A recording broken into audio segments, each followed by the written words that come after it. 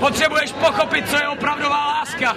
Opravdová láska za tebe dala život. To si klidně natoč a použij si to pořád dokola, že Ježíš tě miluje a že dal svůj život za tebe, že tě miluje.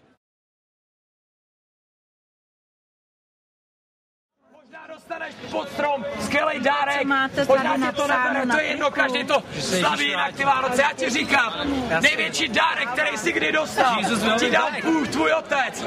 Dal za tebe svýho syna, dal za tebe Ježíše, dal za tebe to nejdražší, co měl.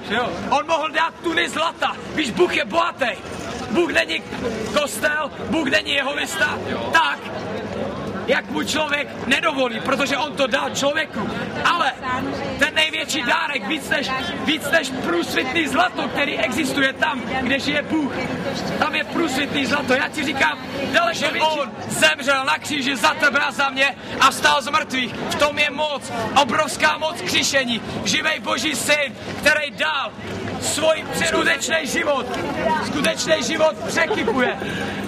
Ten život, který ti dal Ježíš, ten v tobě promluv k němu a řekni mu Ježíši, jestli on nelže, dej se mi poznat, nebo Ježíši, já tě chci znát, nebo Ježíši, pomoz mi, nebo Ježíši, potřebuju tě, nebo Ježíši, tak jestli ten život je tak reálnej, tak mi ho dej za kusy.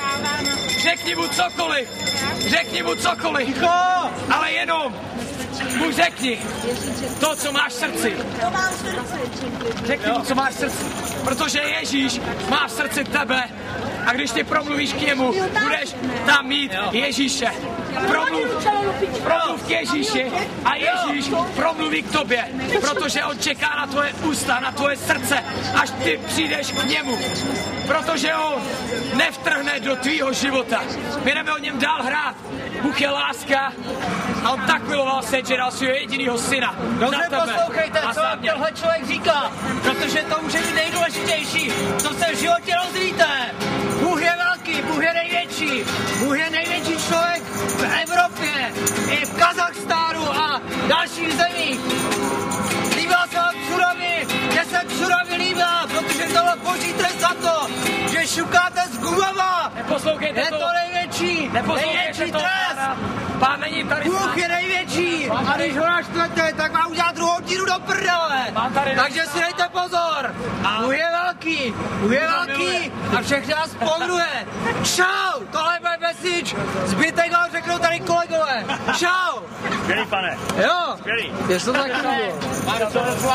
Já to vím, taky jezdím